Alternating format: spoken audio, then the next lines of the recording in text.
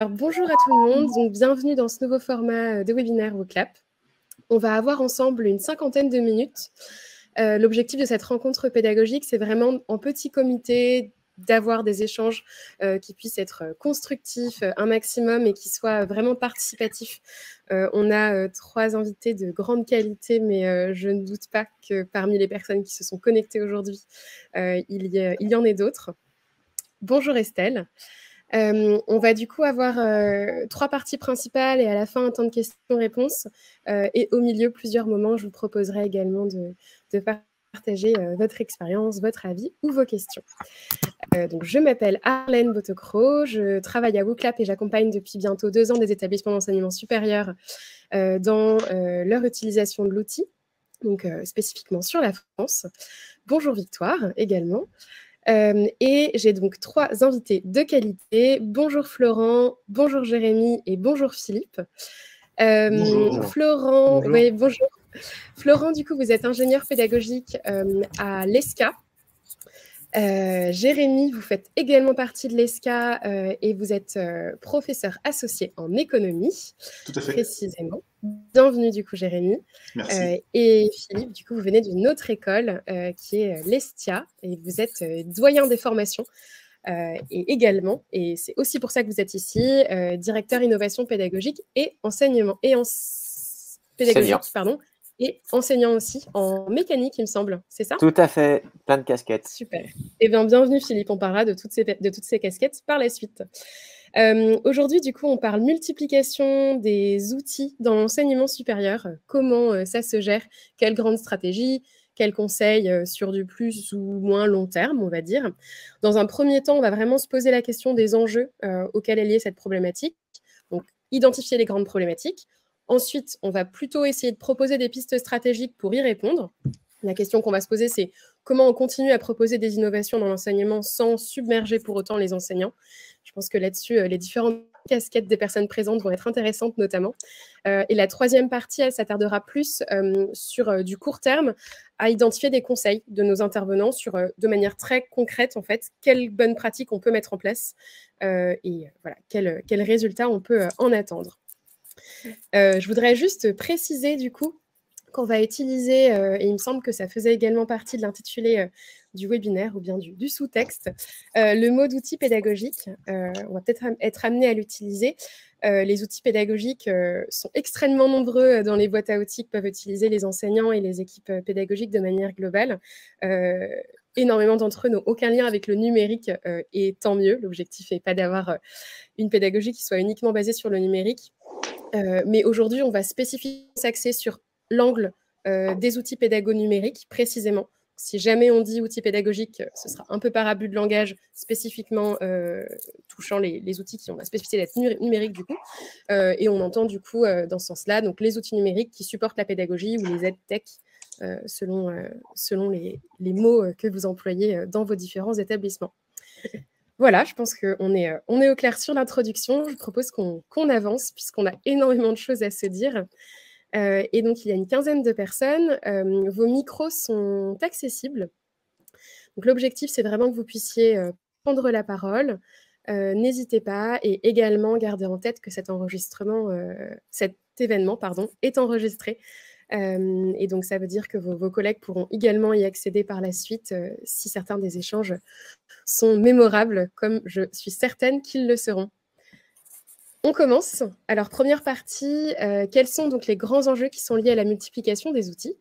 Et j'ai une première question, du coup, pour vous, Philippe, spécifiquement, avec vos multicasquettes.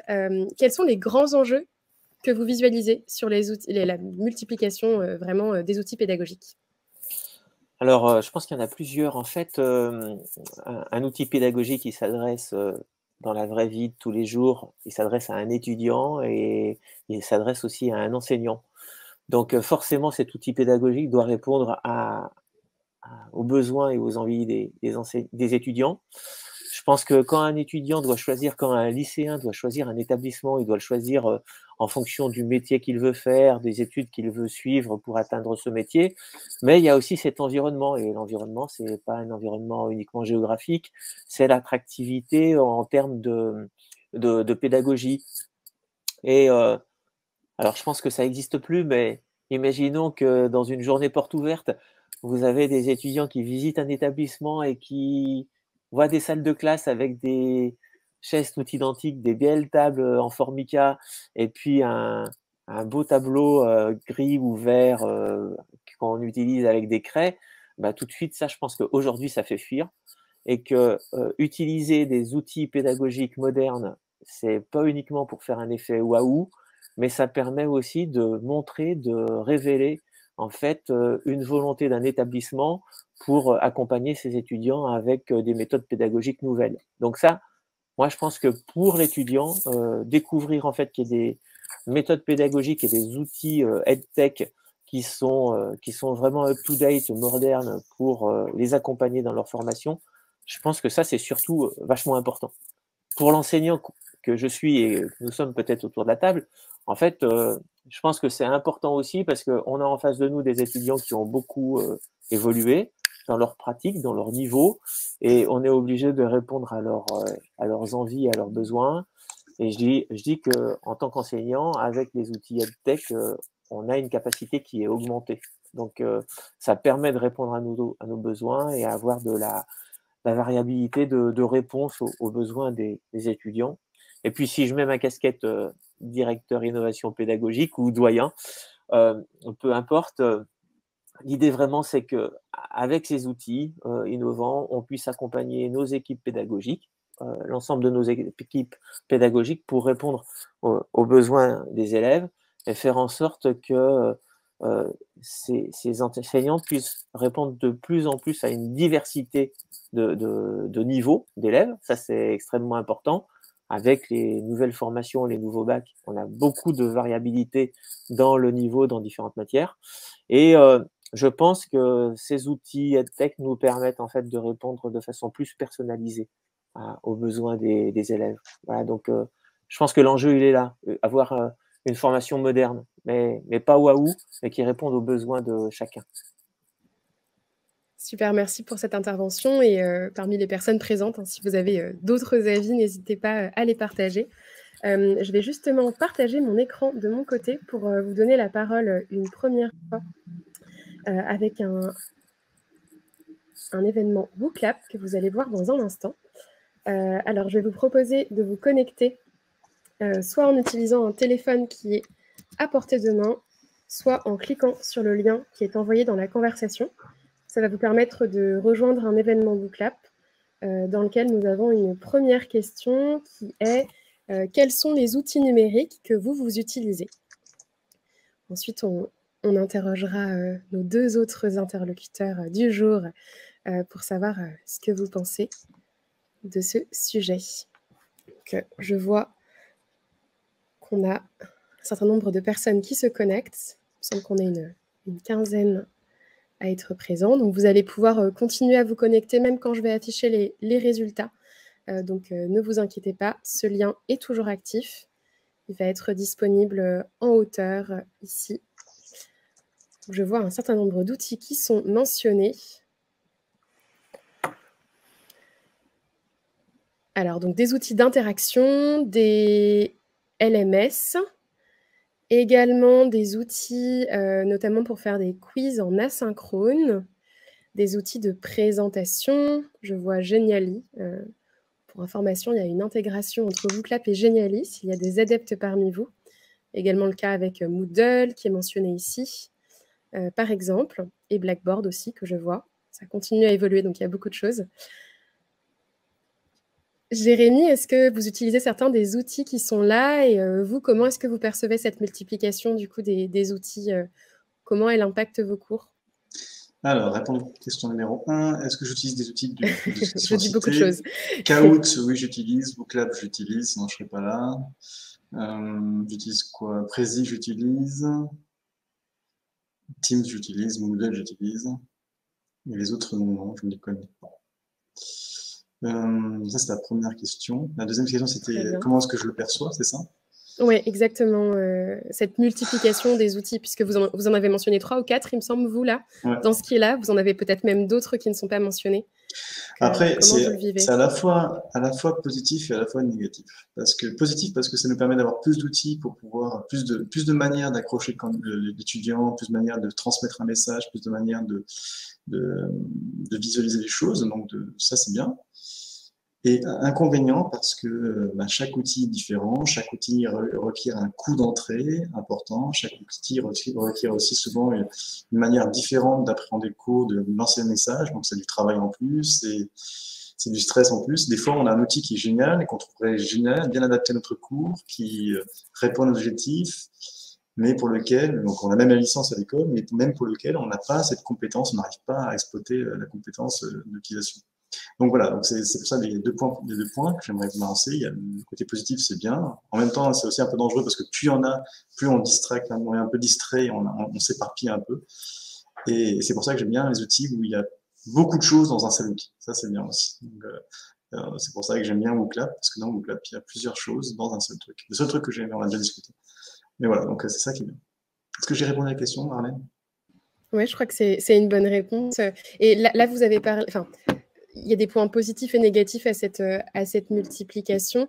Vous, quels sont peut-être les plus grands enjeux que vous voyez, donc peut-être les points qui sont les plus voilà, complexes à appréhender en tant qu'enseignant sur cette multiplication des outils?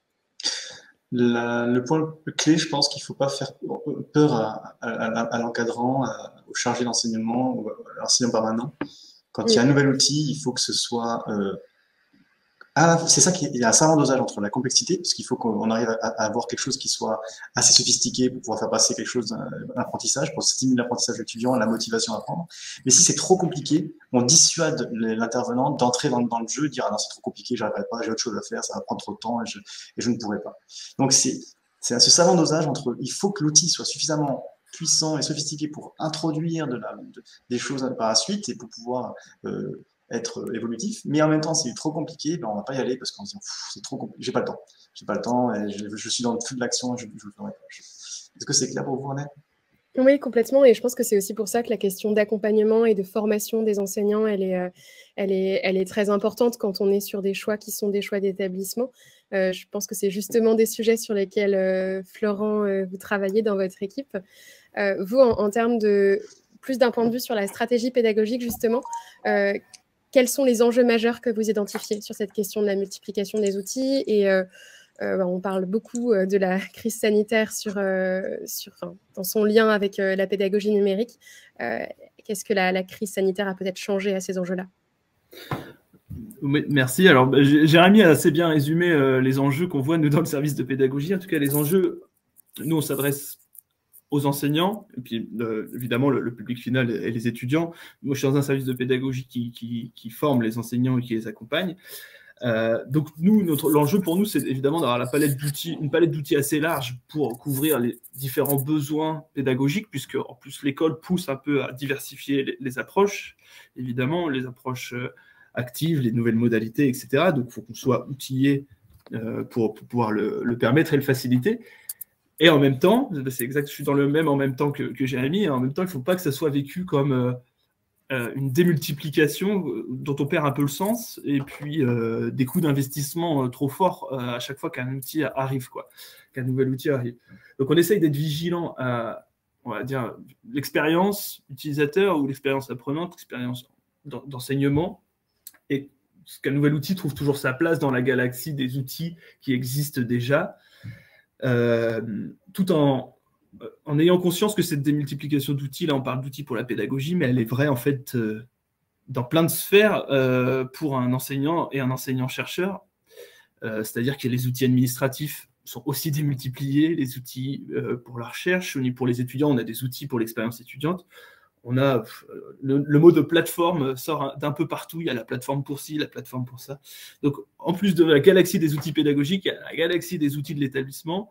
Donc, voilà, grosse vigilance à ne pas en faire trop, quitte à être un peu décourageant dès le départ, donc, il y a le vrai enjeu, c'est en fait, au-delà de l'outil, ça va être les questions d'appropriation et d'usage, parce qu'un outil en soi va pas amener l'innovation, donc c'est bien les usages que les enseignants vont faire de cet outil, comment ils vont se l'approprier. À chaque fois qu'on amène un nouvel outil, on se dit toujours, est-ce qu'on va toucher finalement les 10-20% d'innovateurs habituels, et on sait très bien à peu près, on voit qui va s'emparer de l'outil, et puis... Mais ça, évidemment, dans notre idéal, c'est pas comme ça que ça se passe. On a envie que tout le monde s'approprie l'outil et on monte. Donc, voilà, on franchit des paliers.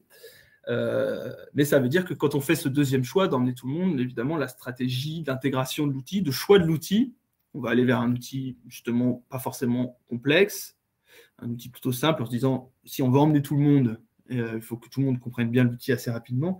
Et puis les formations aussi, l'accompagnement individuel, voilà, tout ça va être adapté pour accompagner le plus grand nombre. Et il y a un enjeu entre les outils personnels et les outils individuels. Donc, Jérémy, par exemple, disait qu'il utilisait Kahoot et WooClap. Et Kahoot qui n'est pas, par exemple, un outil institutionnel, et WooClap qui l'est chez nous. Donc, c'est intéressant comme exemple, puisque quand on amène un nouvel outil et qu'on dit maintenant l'outil institutionnel, ce sera celui-ci. Par exemple, pour l'interactivité, on a fait ce choix il y a quelques mois. Maintenant, l'outil institutionnel sera WooClap. Il ne faut pas que ça soit perçu comme contraignant par rapport aux outils qu'on utilisait avant. Donc, on n'empêche absolument pas d'utiliser les autres outils. Ceci dit, maintenant, avec WooClap, tout le monde est bien conscient, par exemple, qu'il n'y a plus de notion de licence à gérer, puisque c'est nous qui gérons ça. Il n'y a pas de notion de création de compte. On sait très bien où sont les données aussi, où elles sont rangées, et qui les possède. Et puis surtout, on peut mutualiser les expériences au niveau de l'établissement, si on s'oriente vers un outil plus utilisé et institutionnalisé. Et puis voilà. Donc, pour terminer là-dessus, le dernier point, c'était qu'est-ce qui a changé avec la crise. Ce qui a changé, c'est justement pour embarquer tout le monde, c'est devenu peut-être un petit peu plus difficile puisqu'il y a plus d'outils qui sont devenus absolument nécessaires de maîtriser, qui avant étaient proposés. Je pense à Teams, à Moodle chez nous, qui sont nos deux piliers là, en ce moment niveau de la techno-pédagogie. Bon, avant, c'était bien de savoir faire un minimum de choses. Aujourd'hui, c'est indispensable de savoir faire un minimum de choses. Donc, ça veut dire que quand on amène un nouvel outil, pour ceux qui déjà ne se sentent pas à l'aise avec tout ça, c'est ça en plus. Donc, c'est ça que change la crise. C'est que les outils qu'on intègre maintenant, on les intègre tout doucement, gentiment, en fait. Bien qu'on les intègre plus vite, parce que souvent, ça répond à des besoins émergents qui se font plus pressants, plus rapides. Mais pour emmener les enseignants avec nous, on y va assez doucement parce qu'on sait qu'il y a des outils déjà qui sont indispensables de maîtriser.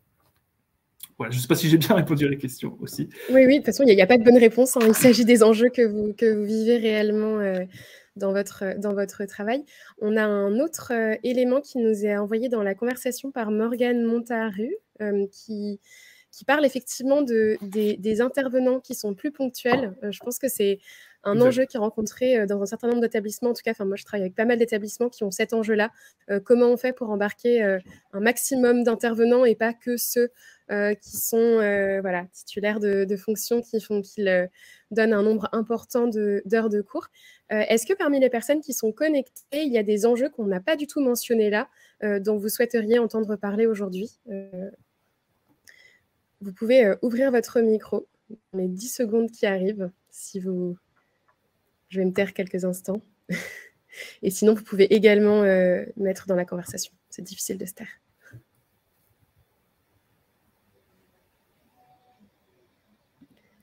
Je vois qu'on a quelqu'un qui met un élément. Ouais. Non, sur la question des intervenants extérieurs, c'est très, très pertinent. La majorité de nos enseignements en fait, sont dispensés par des intervenants extérieurs. Donc, effectivement, là aussi, il faut que les outils soient bien intégrés, que tout ça soit bien lié et puis qu'ils soient faciles à prendre en main. Et potentiellement, on a des intervenants qui interviennent dans plusieurs établissements aussi. Si on peut avoir des outils qui se retrouvent, c'est très bien. C'est pour ça aussi que Moodle est un choix plutôt naturel de ce point de vue-là. Et WooClap aussi, parce que dans la francophonie, en tout cas, je crois que nos voisins, nous, autour de nous, on sait qu'on a à peu près les mêmes systèmes un petit peu partout et que de passer d'un établissement à l'autre, c'est facilité par ça, quoi. Je rejoins Florent là-dessus.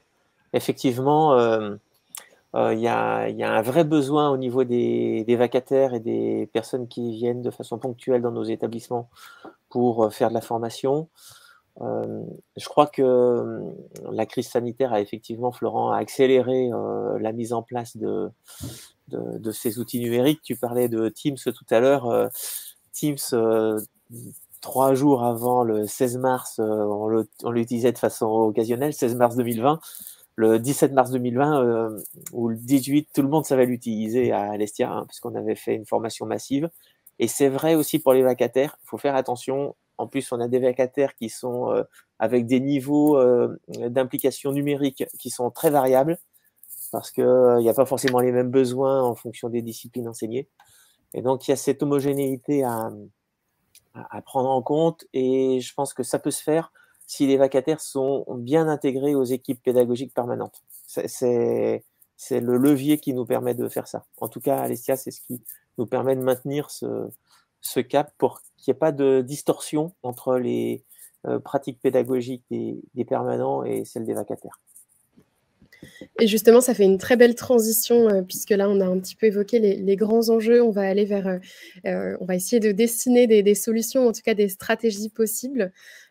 Du coup, justement, Philippe, je pense qu'avec vos différentes casquettes, comment justement, enfin, quelles sont les stratégies justement que vous avez en tête et que vous avez pu mettre en œuvre aussi, en tout cas pour certaines, sur passer de ce moment-là où on a plein d'outils, certains qui font double emploi d'ailleurs, certains qui ne le font pas, à quelque chose qui est vraiment pensé de manière complémentaire pour supporter la stratégie pédagogique ou les efforts techno-pédagogiques, quels que soient les mots qu'on utilise. Alors, je vais lancer un débat là, parce que je pense que Florent ou Jérémy vont réagir. Je vais mettre ma casquette de doyen, c'est celui qui formalise un peu tout ça, sachant que mon autre casquette, c'est directeur innovation pédagogique, donc c'est parfois un peu compliqué d'avoir les deux en même temps. Globalement, en fait, je pense qu'à un moment, comme dans tout projet de création, il faut laisser beaucoup de liberté pour que chacun puisse faire un certain nombre de propositions, pour qu'il y a plein d'outils qui ont été évoqués là, qui font des fonctions différentes. Il y a Caroline qui a été évoquée parce qu'il y a des établissements qui l'utilisent. Lorsqu'on a voulu faire en urgence des visioconférences, il y a tout un tas d'outils qui ont été développés. Si on se rappelle, il y avait du Discord, du Zoom, du Teams, je crois qu'il y a du WebEx aussi qui existait encore. Voilà. Et à un moment, ce qui a été intéressant dans cette expérience d'1 an, la première année, c'est qu'il y a des outils qui ont pris la main par rapport à d'autres. Et on a 2 majors qui se sont installés, je pense, Teams et Zoom, dans nos établissements. Et c'est un peu la même chose dans chaque établissement, c'est-à-dire que vous avez plein d'outils qui sont testés entre enseignants. Ensuite, il y a ces outils, il y a des discussions au café qui font que ça se nivelle, qu'il y a des outils qui sont plus utilisés que d'autres.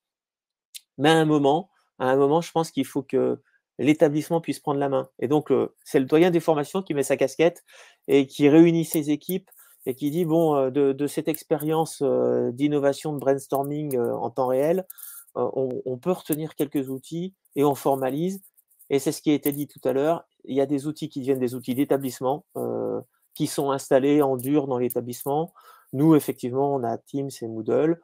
On a effectivement WooClap. WooClap, il y a eu une vraie question de la même façon, parce qu'il y avait des produits qui étaient différents, qui avaient certainement les mêmes fonctions, donc on a eu des tests.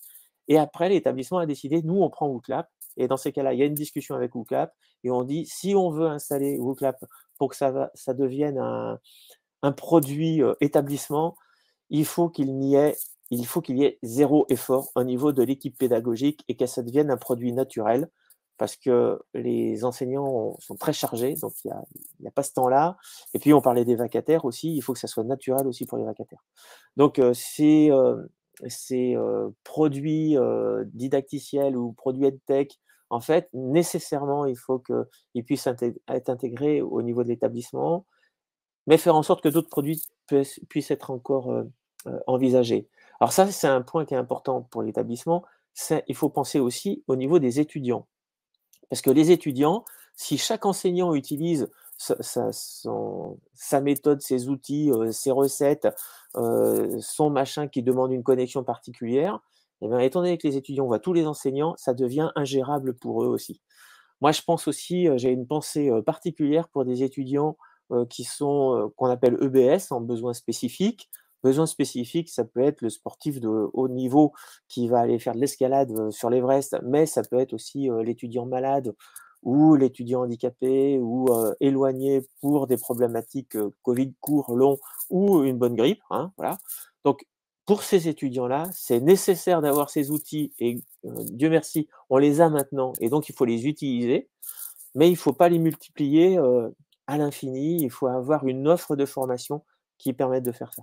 Alors, une fois qu'on a dit ça, c'est gentil. Maintenant, le mode opérationnel est un peu compliqué à mettre en place parce qu'on n'a plus d'enseignants qui dessinent à la craie sur des tableaux verts, heureusement, mais chacun a sa pratique. Et pour faire cette transformation, il y a quelques méthodes de conduite de changement qui sont assez classiques à utiliser. Donc, vous avez 2-3 personnes qui peuvent être mandatées pour tester l'outil, qui constituent ensuite un groupe de travail pour tester cet outil et cette expérimentation.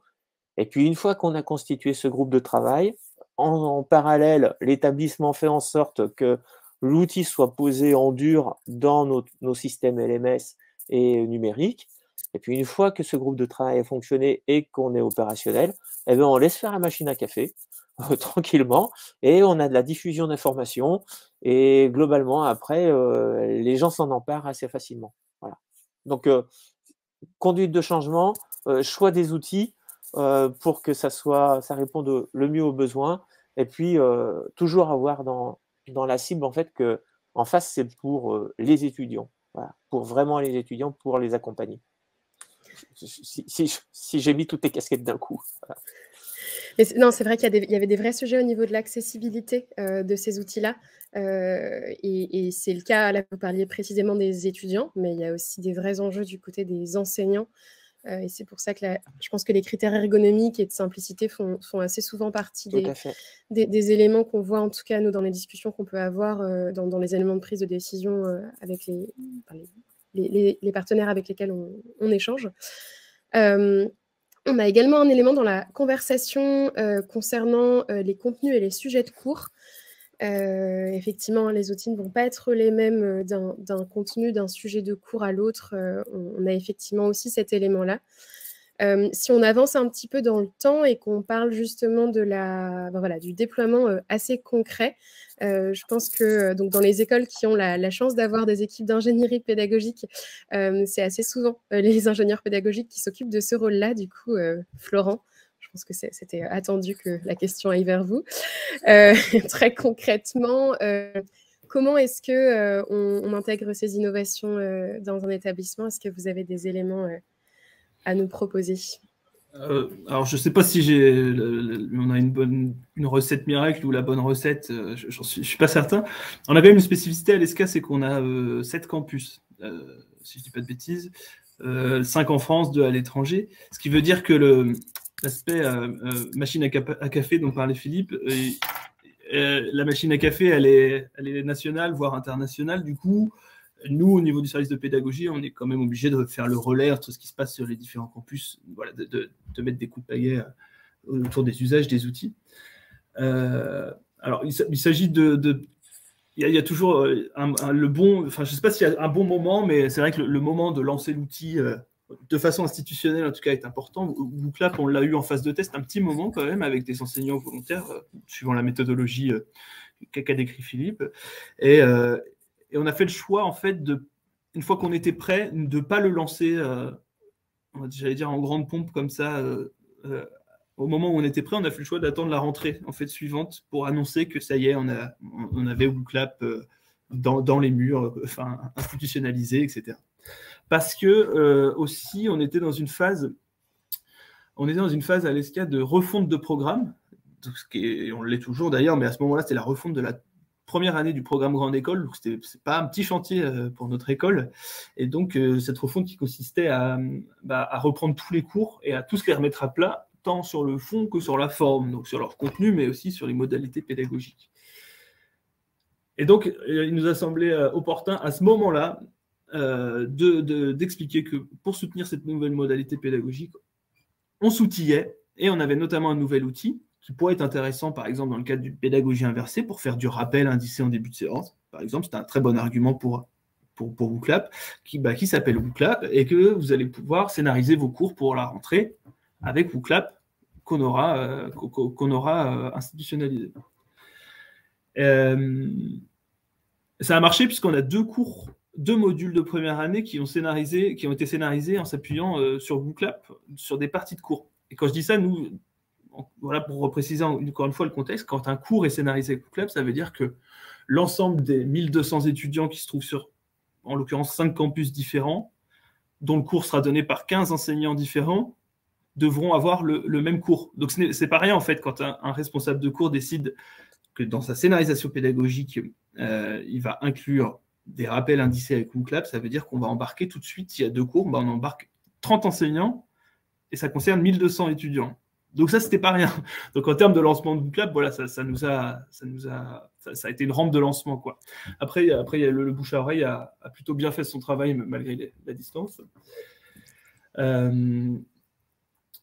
Et puis, ce qu'on essaye de développer en même temps que quand on amène l'outil, c'est pas que l'outil, c'est aussi les méthodes pédagogiques auxquelles l'outil va pouvoir répondre, évidemment. Quand on amène WooClap, ça nous permet de faire la promotion de l'interactivité en cours, par exemple. Donc, on en profite pour faire des formations ou des échanges de pratiques autour de ces thématiques-là. Donc là, je parle de WooClap. On a intégré Panopto aussi, nous, récemment, qui est une plateforme de vidéo pédagogique.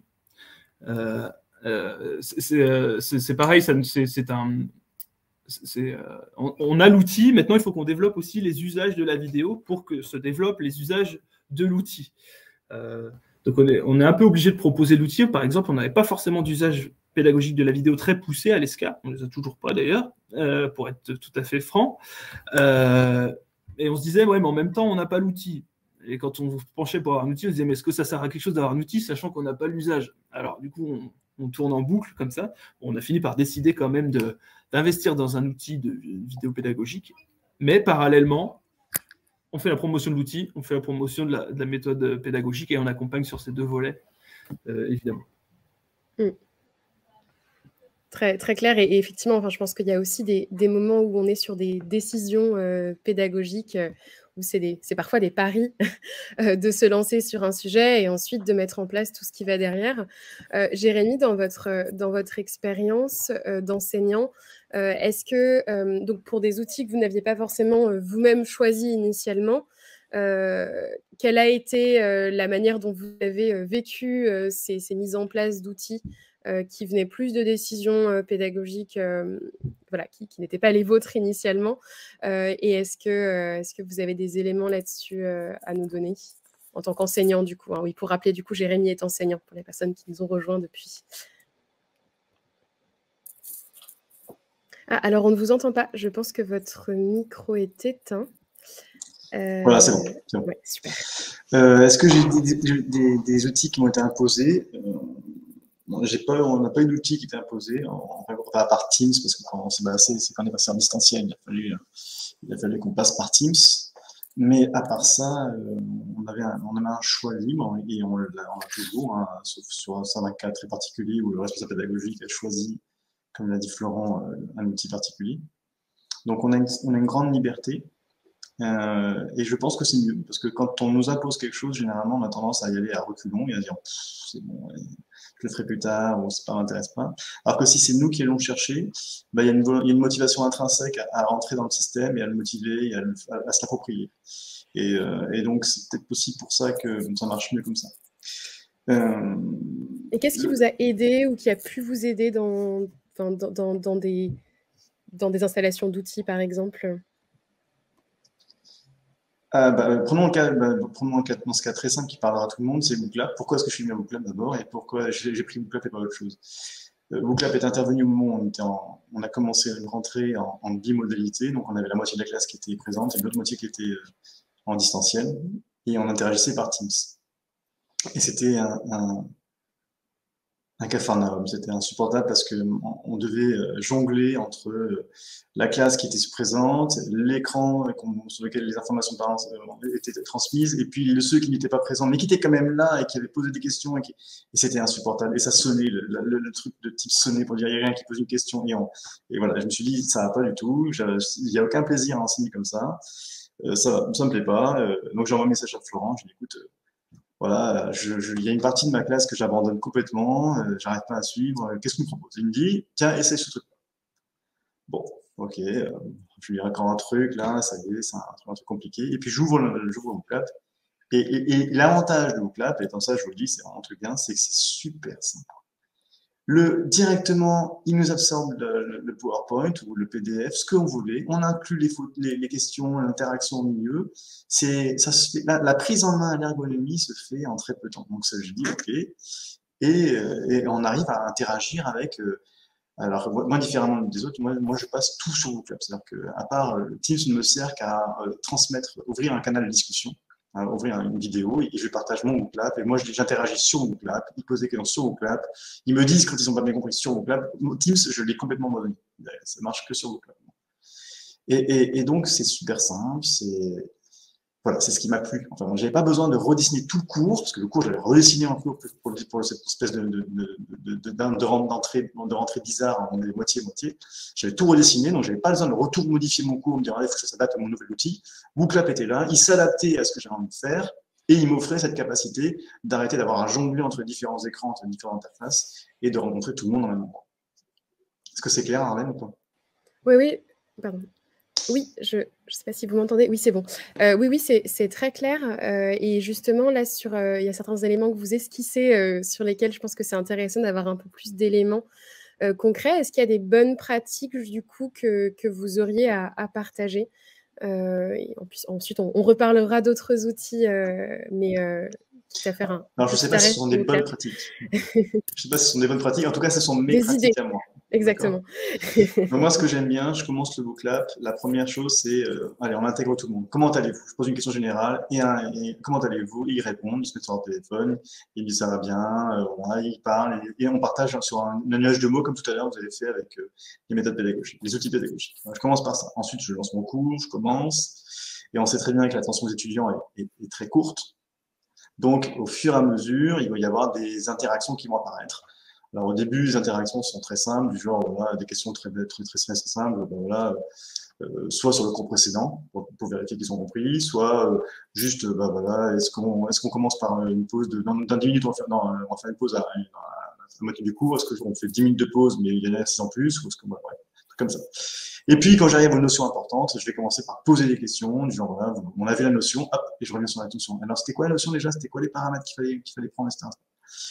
Donc ça, je le fais régulièrement. Après, on a des défis avec les étudiants, c'est-à-dire qu'on s'est lancé des défis au fin de l'année. Donc là, je suis content, hein, parce que on a fait lancer le défi d'attention. C'est-à-dire qu'en maintenant, on se lance sur un défi avec les étudiants, donc je lance un chronomètre. Et on commence 10 minutes. D'abord, on a commencé par 5 minutes, pour vous dire exactement ça venait loin. 5 minutes sans téléphone portable, ni consulter ses mails. Donc il s'engage, c'est le défi, attention maximum au professeur. Et on essaie d'augmenter au fur et à mesure le temps d'attention. On en est aujourd'hui à 15 minutes. Encore, je vous dis, 15 minutes, c'est... Donc, le but, c'est ça. On fait des défis d'attention, on fait des défis de connaissance. Et puis, à la fin du cours, bah, c'est pas fini, parce que WooClap nous permet aussi de mettre des questionnaires à la fin du cours, des questionnaires de compréhension. Après, on reçoit des rapports, c'est bien aussi. Et puis, de mettre des éléments, donc un espace de stockage, chacun peut déposer des éléments. Donc, ça, c'est aussi une vie qui a lieu après le cours, lequel les étudiants peuvent directement prendre l'exercice. Sur le WooClap, répondre à des questions, et nous, on a les rapports directement. Ça nous permet de tester beaucoup de choses. C'était bien la question que vous m'avez posée, hein. Oui, complètement, et c'est super intéressant cette notion de défi d'attention. J'ai échangé avec de nombreux enseignants, on va y arriver, sur leurs usages de WooClap, et c'est la première fois que j'entends cette idée-là, donc c'est très intéressant. Donc là, on est du coup sur des conseils concrets sur la mise en place de WooClap. On va revenir sur le sujet plus général de la multiplication des outils et des idées concrètes d'application. Avant ça, je voudrais justement demander aux autres personnes qui sont présentes si vous avez des choses à nous dire à ce sujet. Donc, je vais partager mon écran à nouveau comme tout à l'heure. Vous pouvez retourner sur l'événement WooClap. Je vais remettre le lien. On va remettre le lien dans la conversation. Est-ce que vous avez des conseils concernant l'adoption d'un nouvel outil numérique à partager? On a entendu certains conseils proposés par Florent, pardon, Philippe et Jérémy. Est-ce que vous en avez d'autres? Petit à petit, ouais, facilité. Je laisse quelques instants pour mettre des éléments.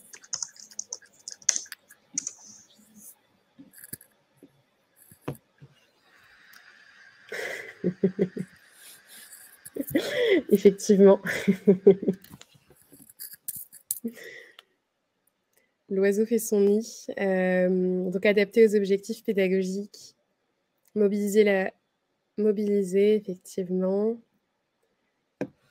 Travail de groupe aussi. Je pense que Philippe mentionnait tout à l'heure la notion d'avoir bien en tête que les différents enseignants soient engagés et se sentent comme faisant partie d'une équipe pédagogique, y compris une équipe enseignante, y compris des intervenants plus ponctuels.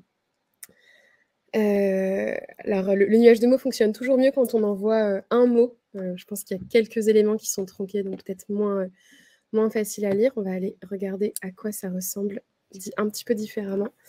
Montrer un petit peu différemment. Donc, accompagnement des formateurs, formation et tutoriel, effectivement. Travail de groupe. Donc, proposé par les intervenants. Je pense que Jérémy mentionnait ça tout à l'heure également. Très bien. N'hésitez pas à envoyer d'autres choses. C'est des choses qu'on va garder en tête. On fera un article suite à ce webinaire, donc vos conseils pourront être pris en compte quand vous les envoyez.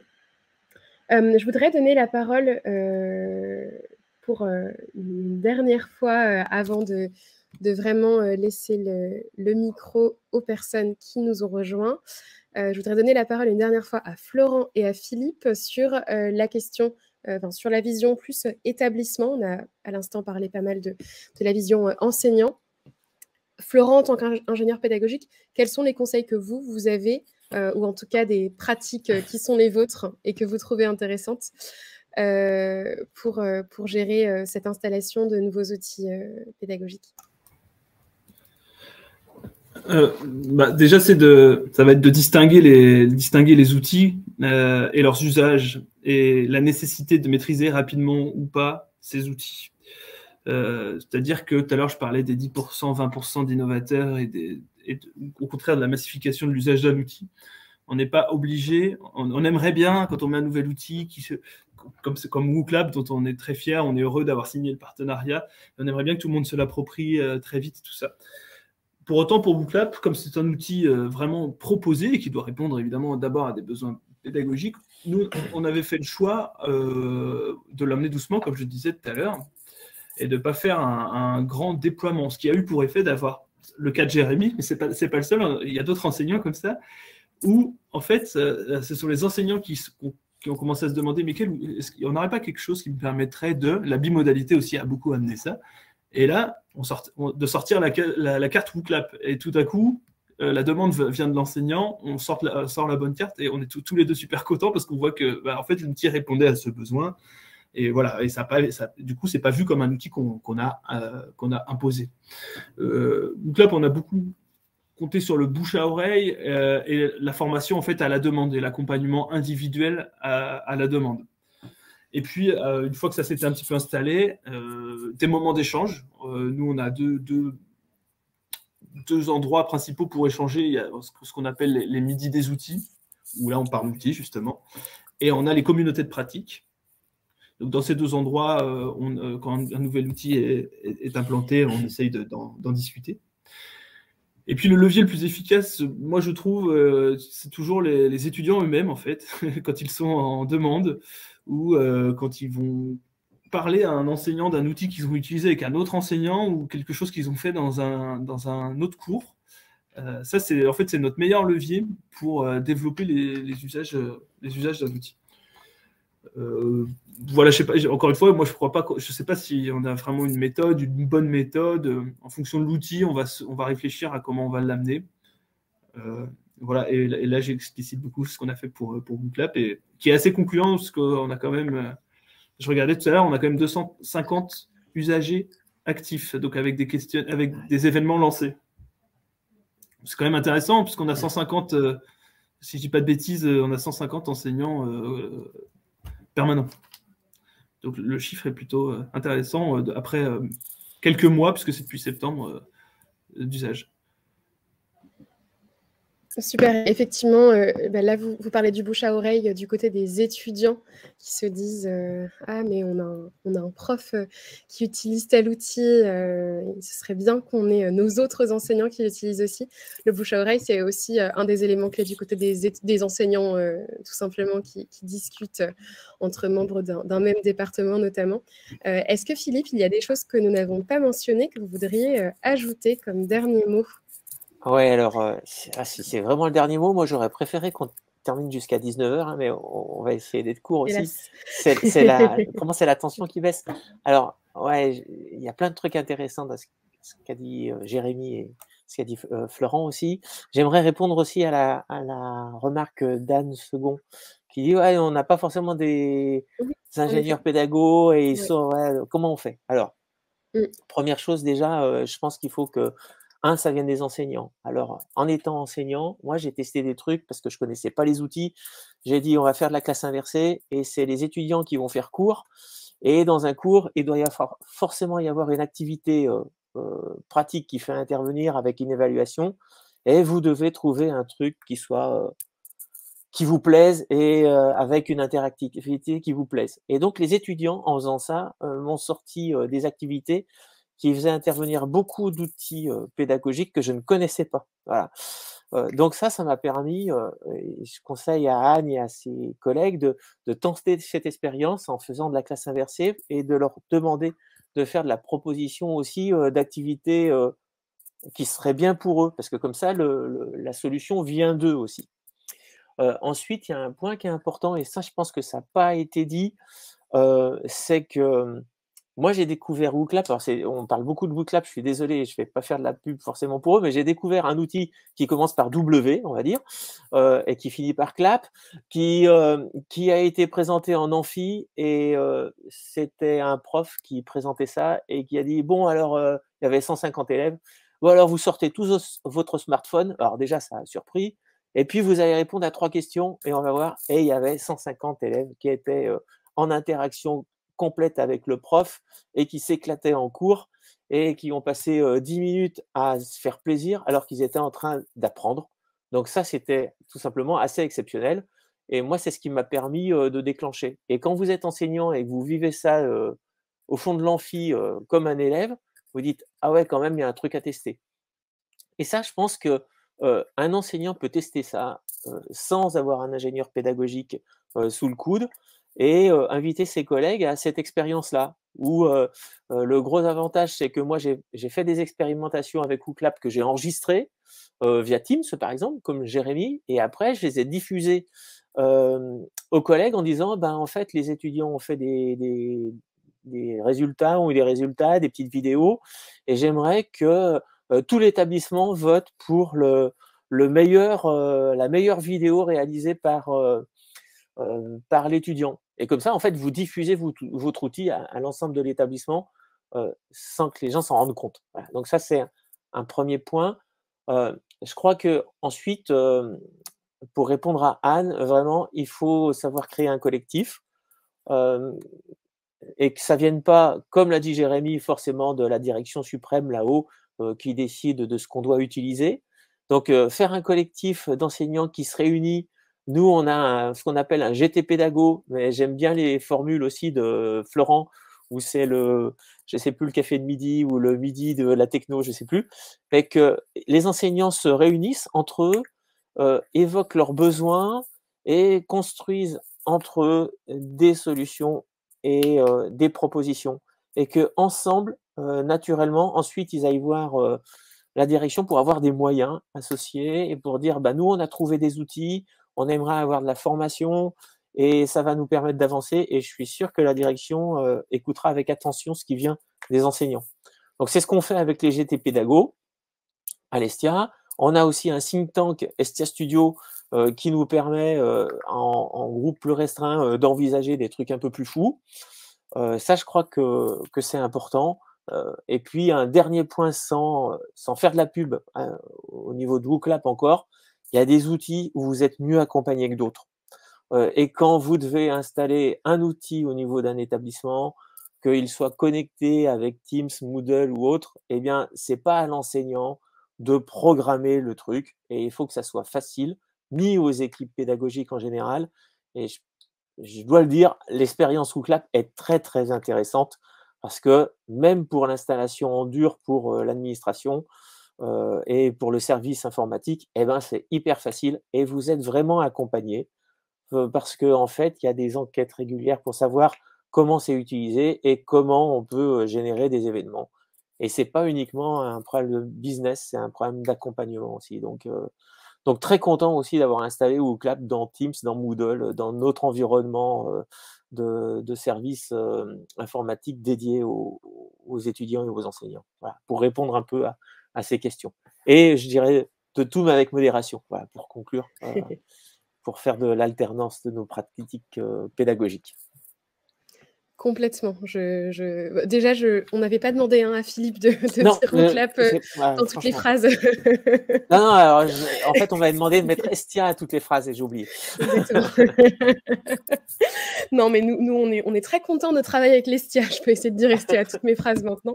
Mais ce serait injuste pour l'Estia avec lesquels on est également ravis de collaborer. On a beaucoup vendu WooClap aussi, en plus. Et c'est vrai, oui, exactement. Je pense que tu as fait plus fort. Du coup, merci beaucoup pour ces éléments. Anne, je ne sais pas si vous êtes toujours connectée. Est-ce que vous avez des éléments de réaction par rapport à ce qui vient d'être dit par Philippe qui proposait notamment de jouer sur le collectif avec différents enseignants qui rencontrent des problématiques pédagogiques qui justifient des outils en commun pour aller ensuite en parler. N'hésitez pas si vous voulez dire quelques mots par rapport à ça. S'il y a d'autres questions, on est aussi ravis d'y répondre. C'est le moment. Vous pouvez appuyer du coup sur le bouton « Participer » si vous voulez prendre la parole. C'est ce que ma collègue Charlotte vous dit dans le chat. Et pas de problème pour envoyer des questions à écrit. On sait que c'est parfois un peu compliqué. Oui, bonjour. Donc, premièrement, merci pour votre réponse très, très complète. Et j'avais déjà eu des éléments de réponse du coup auparavant. Alors nous, le cas est un peu particulier, c'est que dans l'établissement où je travaille, donc c'est un établissement de formation paramédicale avec plusieurs formations différentes, donc des formations pas complètement différentes, mais avec des formateurs différents pour chaque formation. Nous avions 2 ingénieurs pédagogiques et une directrice très dans la pédagogie innovante. Donc, beaucoup d'outils ont été mis en place par l'initiative je dirais, 2-3 personnes et ont beaucoup de mal à être intégrés par l'ensemble de l'équipe. Donc, c'est moi qui prends le relais sans formation spécifique sur cette partie-là. Donc, je pense que le fait de ne pas avoir de formation, ça me légitime justement auprès de l'équipe qui parfois était un peu braquée avec tous ces outils. Après, c'est vrai qu'on les a démultipliés et je pense que, comme vous l'avez dit tout à l'heure, donc peut-être le côté liberté au départ va être mon point de départ. Je vais les laisser un peu voir vers où ils vont. Donc, WooClap, on était en projet justement pour le mettre et ça, c'est moi qui menais ce projet-là. La problématique, donc j'ai vu que Victoire était aussi parmi nous, donc elle doit m'entendre. Donc j'étais en collaboration avec Victoire pour mettre le projet WooClap à bien, sauf que nous avons déménagé et nous sommes en zone blanche, donc la pas de Wi-Fi et pas de réseau, donc là ça a un peu ralenti le projet WooClap. Pour le coup, je pense que c'est quelque chose qui pourrait être justement qui pourrait les rattacher un peu à cette dynamique-là, parce que, comme vous l'avez dit, ergonomie et simplicité, je pense que c'est de ça qu'ils ont besoin, parce que nous aussi, avec la crise sanitaire, on n'a pas vraiment été épargnés. Entre le terrain, la formation, c'était un peu compliqué. Donc, je pense que ça pourrait être la solution, sauf que voilà, il me faut là le côté technique. Il faut que le côté technique me suive à ce moment-là. Donc, je croise les doigts pour que ce problème de Wi-Fi soit vite résolu.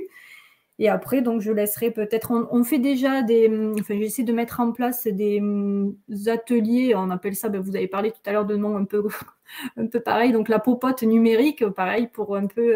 C'est bien comme mot. Voilà, non, mais c'est pas moi qui l'ai choisi, mais voilà, ma collègue sera contente que je l'ai cité, parce que j'ai une collègue qui m'aide dans ces missions. Donc, la popote numérique, justement, pour que les formateurs puissent prendre en main certains outils. Là, pareil, j'ai recentré sur la plateforme Moodle qui a déjà beaucoup de fonctionnalités et qui, pour le coup, centralise bien tous les formateurs et les étudiants pour aussi recentrer un peu. Donc voilà, je vais suivre vos conseils, peut-être attendre le bon moment et après voilà, laisser la machine à café, voir vers où ils vont et les suivre un peu là-dedans. Merci.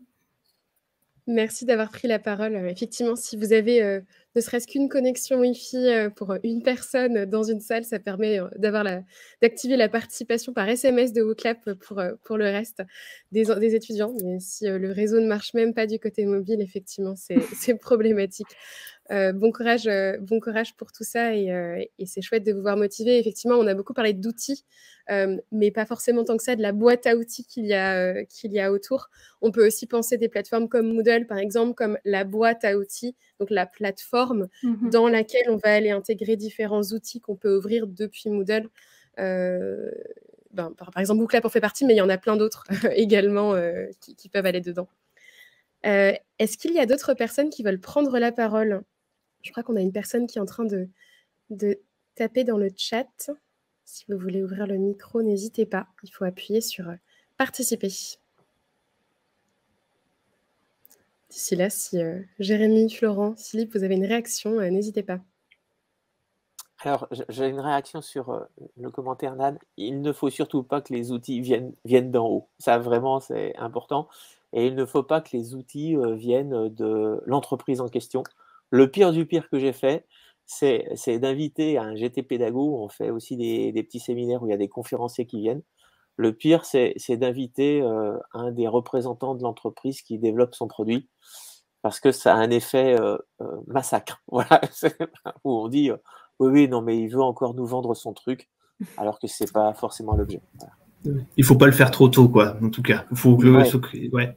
On l'a fait avec WooClap, ça avait eu un petit succès. Hein. On avait fait venir quelqu'un de WooClap qui directement a présenté.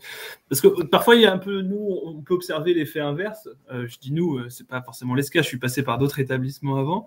C'est-à-dire des fois, on a l'impression que l'herbe est toujours plus verte chez le voisin. Et quand c'est un voisin qui vient dire, nous, chez nous, on utilise WooClap et qu'est-ce que c'est bien. Des fois, ça peut avoir en fait plus de poids encore que quand nous on le dit. Donc c'est pas voilà, aussi pour vos établissements, on peut aussi mutualiser, c'est un peu là où je voulais en venir, nos expériences et puis faire des comme ça, comme on est en train de faire là, des interventions inter-établissements. Ça marche très très bien. WooClap, Moodle, on le fait aussi sur divers sujets, voir comment les autres à côté l'utilisent. C'est toujours intéressant. Est-ce que Florent, tu es en train de proposer de faire un club WooClap?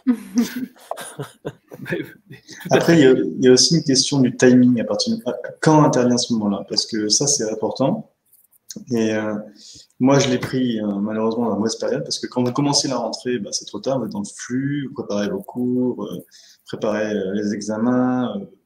Trouver un nouveau outil, je pense que cognitivement parlant, on n'est pas disponible. On n'est pas disponible parce qu'en plus, il y a d'autres choses qui rentrent en compte, il y a la recherche, l'administratif, et puis on n'a pas envie de passer notre vie non plus à ça, on a une famille aussi, on a envie de profiter. Donc je pense que c'était pas le meilleur moment, c'est avant on finit l'année scolaire et on va se projeter dans une année scolaire qui va rentrer. Donc c'est là où on est le plus ouvert à un nouvel outil, c'est là où on est le plus ouvert à la discussion et éventuellement à un travail nouveau. Mais en tout cas, moi quand je l'ai fait, c'est parce que voilà, j'étais pas bien du tout et j'avais pas le cours que je faisais, mais la discussion doit se faire au moment où tout le monde a fini cours. Là, on est disponible, là, on a la bande passante, on écoute, et là, on est aussi potentiellement, en tant qu'enseignant, dire ok, je veux bien changer. Mais sinon, le reste de l'année, ça va tellement vite, c'est tellement chargé que je pense pas qu'on soit réceptif. Hein.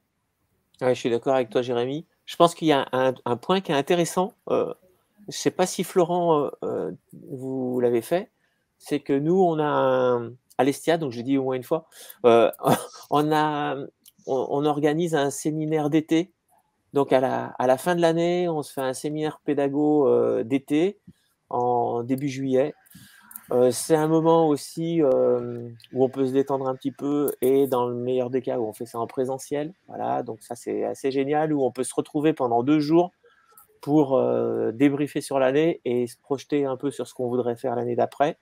C'est des moments qui sont plutôt cool et c'est à ces moments-là où on peut discuter aussi d'outils, où on peut se dire tiens, on a testé ça, ça serait pas mal que. Et parce que si on fait ça en septembre, en fait, nous enseignants cette fois, tu vois, nous enseignants en fait, on est déjà dans les cours à préparer, la rentrée, combien d'étudiants je vais avoir, quelles sont les nouvelles évolutions et comment je prépare mes cours. Donc, c'est trop tard à ce moment-là, je crois.